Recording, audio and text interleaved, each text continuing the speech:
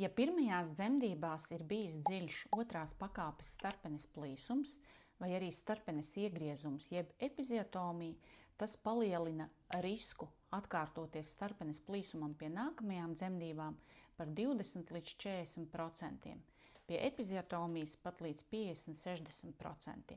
Kāpēc?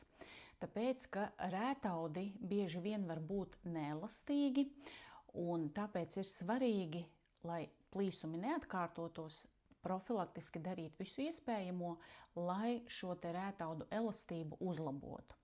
Viens, kas ir iespējams, ir starpenes masāža, ir iespējams lietot dzemdību trenažieri Epino, kā arī ir svarīgi dzemdībās vecmātes atbalsts starpenei, dzemdību pozas un nesteigties otrā dzemdību perioda laikā. Ja vēlies uzzināt, ko vairāk par dzemdību sagatavošanās trenažieri, kurš starp citu var noderēt arī pēcdzemdību periodā, spied uz zemāk esošā linka.